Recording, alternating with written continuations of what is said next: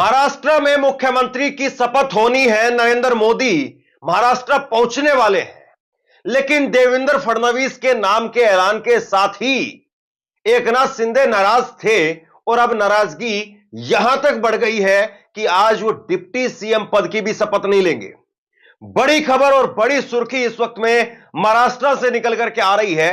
एकनाथ शिंदे हो सकता है कि डिप्टी सीएम पद की भी शपथ ना लें, और इसका अंदाजा इस बात से लगाया जा रहा है, शिवसेना की तरफ से जो निमंत्रण पत्र अपने विधायकों को, अपने लोगों को भेजा गया है, उस निमंत्रण पत्र में एकनाथ शिंदे का नाम नहीं है। 3 निमंत्रण पत्र जो है वो सामने आए हैं। बीजेपी का निमंत्रण पत्र, दूसरी तरफ से एकनाथ शिंदे का इनविटेशन कार्ड, और तीसरी तरफ जो है वो अजीत पवार का। लेकिन बीजेपी और अजीत पवार के उनके इनविटेशन कार्ड के अंदर उनका नाम है, लेकिन कहीं पर भी नाम नहीं है एकनाथ शिंदे का शिवसेना के इनविटेशन कार्ड के अंदर। तो क्या अब यह माना जाए कि ये पूरी तरह से ये मन बना चुके हैं एकनाथ शिंदे की वो शपथ नहीं लेंगे? और इस वक्त में ये बड़ी खबर बनकर के हर जगह पर चल रही है। ये आप खबरें देखिए जो इस वक्त में सबसे बड़ी खबर है। 5:30 बजे कहा गया कि मुख्यमंत्री के पद का शपथ ग्रहण समारोह होगा, लेकिन क्या वाकई समारोह होगा या फिर सिर्फ और सिर्फ बीजेपी अपनी राजनीति यहां पर करेगी? बीजेपी ने क्या एकनाथ शिंदे को किनारे लगा दिया है? इसकी वजह से वो परेशान है, दुखी है, और इसीलिए अब उन्होंने फैसला किया है कि वो शपथ ग्रहण समारोह में शामिल जरूर होंगे, लेकिन शपथ नहीं लेंगे। डिप्टी सीएम पद की शपथ नहीं लेंगे एकनाथ शिंदे, ये हो सकता है। और इसके बाद में एक और बड़ा बयान निकल करके सामने आया है।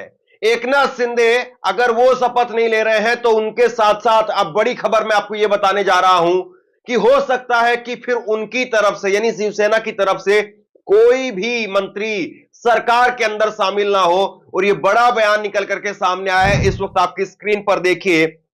बड़ा बयान है, शिवसेना की तरफ से साफ कह दिया गया है कि अगर शिंदे डिप्टी सीएम नहीं बनेंगे तो शिवसेना की तरफ से कोई भी डिप्टी सीएम नहीं होगा। और ये विधायक उदय सामंत, उनकी तरफ से कहा गया है, यानी बिल्कुल साफ यहां पर बात रख दी गई है कि एकनाथ शिंदे डिप्टी सीएम नहीं तो कोई भी हम सरकार में शामिल नहीं होंगे। पूरी शिवसेना की तरफ से इस बात को साफ कर दिया गया है, यानी शिवसेना इस बात को कह रही है कि अगर आप शिंदे की बात को नहीं मान रहे हैं, शिंदे क्या कह रहे हैं?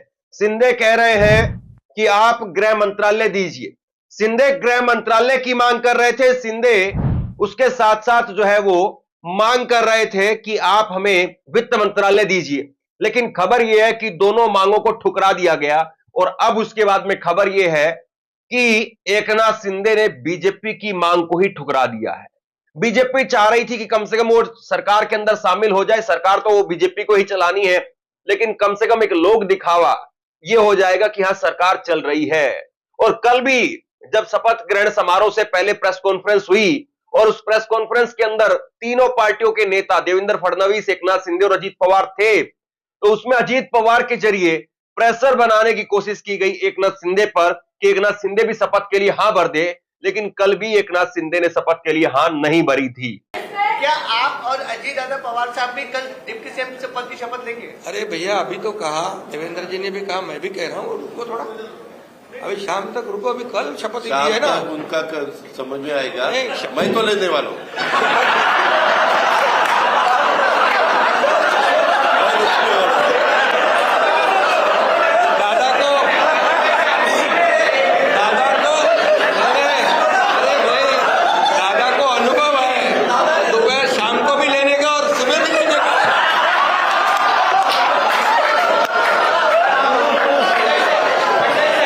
यहां पर एकनाथ शिंदे हंसते मुस्कुराते जरूर नजर आ रहे थे, लेकिन एकनाथ शिंदे क्या महाराष्ट्र की राजनीति के एक बार फिर से बड़े सियासी केंद्र बनकर के उभरेंगे और उनकी वजह से एक बार फिर से सियासी भूचाल वहां पर आएगा?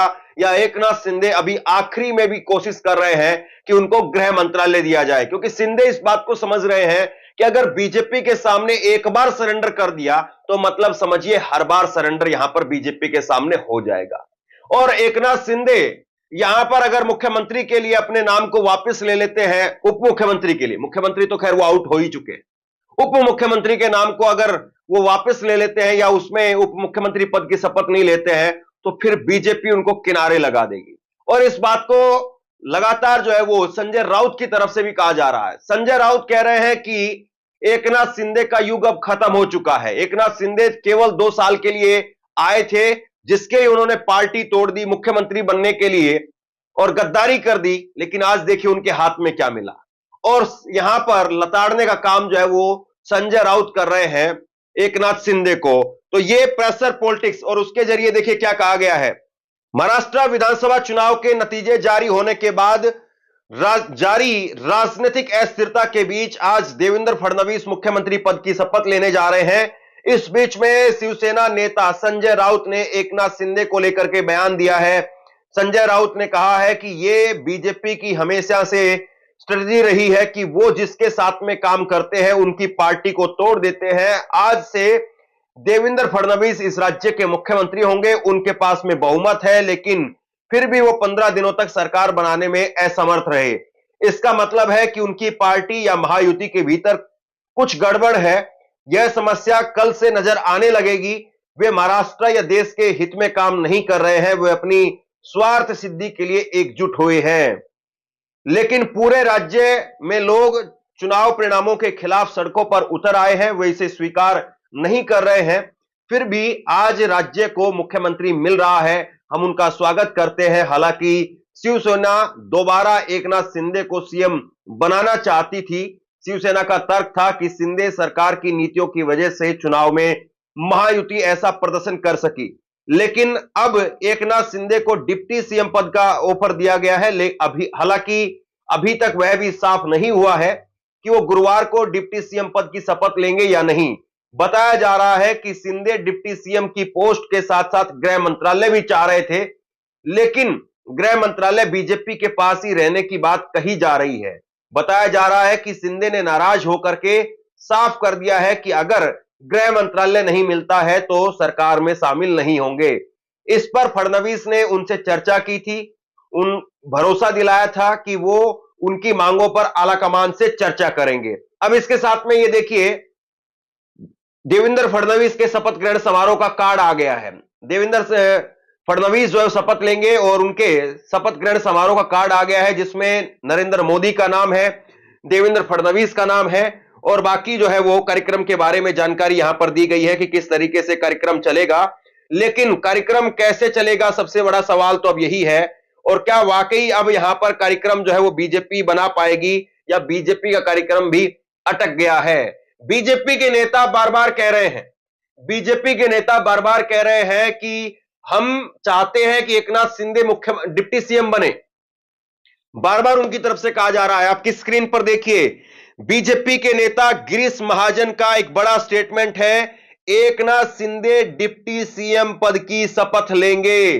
तो बीजेपी इतनी दिलचस्पी क्यों दिखा रही है? बीजेपी के पास में नंबर है, बीजेपी सत्ता के करीब में है, अजीत पवार उनके साथ में ही है, फिर बीजेपी बार बार क्यों प्रेशर कर रही है एकनाथ शिंदे को, अगर एकनाथ शिंदे नहीं लेना चाहते हैं मुख्यमंत्री पद की शपथ? और कल जब हंसी निकल करके सामने आई थी तो बहुत कुछ जो है साफ हो गया था। क्या आप और अजीत दादा पवार साहब भी कल डिप्टी सीएम पद की शपथ लेंगे? अरे भैया, अभी तो कहा, देवेंद्र जी ने भी कहा, मैं भी कह रहा हूँ, रुको थोड़ा, अभी शाम तक रुको, अभी कल शपथ ली है ना, उनका समझ में आएगा। मैं तो लेने वाला हूँ।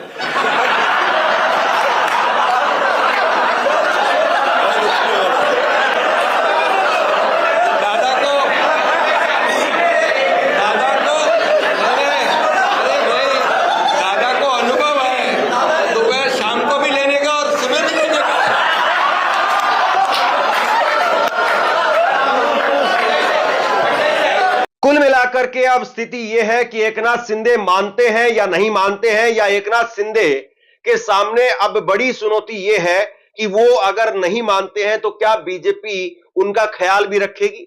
जिस जिद अहंकार के चलते वो शिवसेना को तोड़ करके इधर आ गए थे और शिवसेना अपने पास में फिर खींच करके बीजेपी ने उनको दे दी थी, लेकिन क्या अब बीजेपी उनकी आगे कोई मदद करेगी? बीजेपी उनको साथ में रखेगी या बीजेपी अब उन पर भी जो है वो हाथ साफ कर चुकी है और एकनाथ शिंदे आए तो ठीक, ना आए तो ठीक है। हालांकि इसमें जो है वो चांस कम दिखाई दे रहे हैं कि एकनाथ शिंदे मोदी के मौजूद होने के बावजूद शपथ ना लें, इस बात में मुझे चांस नहीं दिखाई देते हैं। लेकिन जो इस वक्त में समीकरण निकल करके आ रहे हैं, जो संकेत निकल करके आ रहे हैं, वो बीजेपी के लिए कम से कम अच्छे नहीं हैं और बीजेपी के लिए यहां पर एक बड़ा झटका जो है वो लगता हुआ दिखाई दे रहा है। शिवसेना की तरफ से जो विधायक हैं उदय सामंत, उनके तरफ से साफ कह दिया गया है कि हमारे नेता, और बाकी शिवसेना के नेताओं की तरफ से भी बार बार कही जा रही है कि हमारे नेता एकनाथ शिंदे हैं और अगर एकनाथ शिंदे मुख्यमंत्री पद की शपथ, उप मुख्यमंत्री पद की शपथ नहीं लेंगे तो हम में से कोई भी शपथ नहीं लेगा। तो अभी देखिए, तेल देखिए और तेल की धार देखिए और अगले कुछ घंटे महाराष्ट्र के भविष्य के लिए किस तरह से साबित होंगे, एकनाथ शिंदे इसमें शामिल होंगे या नहीं होंगे, अपने आप में बहुत बड़ा सवाल है।